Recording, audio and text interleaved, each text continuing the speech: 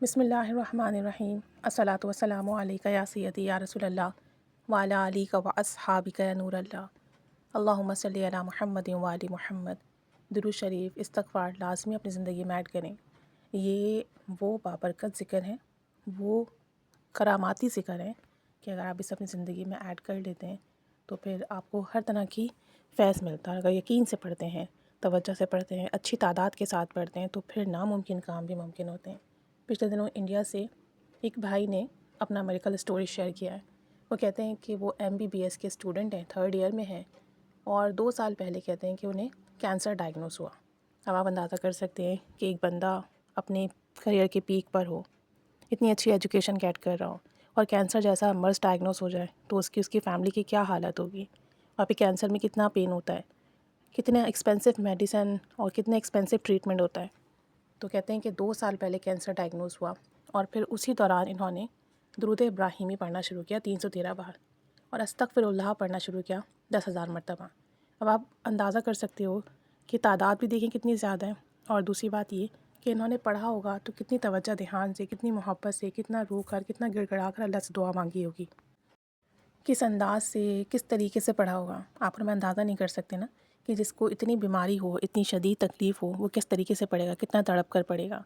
اور مزید بتاتے ہیں کہ 3 ہفتے قاری عبدالباسط کی آواز میں سورہ رحمان سنی۔ سورہ رحمان تھیراپی کا جنہوں نہیں پتہ انہیں بتا دوں کہ صبح، دوپہر، شام قاری عبدالباسط کی آواز میں بغیر ترجمے والی سورہ رحمان سنی جاتی ہے۔ پہلے دل سے سب کو معاف کر دیا جاتا ہے، پھر آنکھیں بند کر کے ایک ایک لفظ غور سے سنا جاتا ہے، دل کے کانوں سے سنا جاتا ہے، اس تصور سے سنا جاتا ہے کہ آپ اللہ کے حضور حاضر ہو، اور اپنے پاس ایک تھوڑا سا پانی رکھ لیا جاتا ہے، 1 گلاس یا آدھا گلاس، اور سننے کے بعد دل میں 3 دفعہ اللہ اللہ اللہ یہ کہہ کر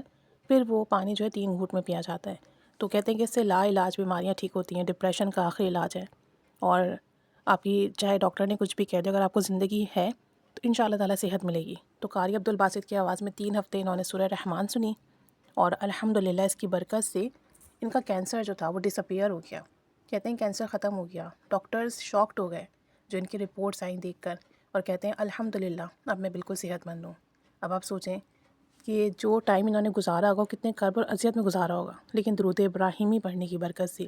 استغفار کرنے کی برکت سے، کلام الہی سننے کی برکت سے اللہ کریم نے امپاسبل پاسبل کر دیا۔ اس رب کے لیے تو کچھ بھی امپاسبل نہیں ہے نا، وہ تو ایک پل میں سب دینے پر قادر ہے۔ امپاسبل تو ہمارے لیے ہے نا، لیکن جب ہم اللہ کے راستے کو اپنا لیتے ہیں، درود شریف استغفار سے سہارا لیتے ہیں، توجہ دھیان سے پڑھتے ہیں، تڑپ کر پڑھتے ہیں، بے شک ٹائم لگ جائے، لیکن جو ہے اللہ کریم کرم کی نگاہ فرماتا ہے۔ 2 سال بعد الحمدللہ بھی صحت یاب ہیں۔ تو آپ اندازہ کریں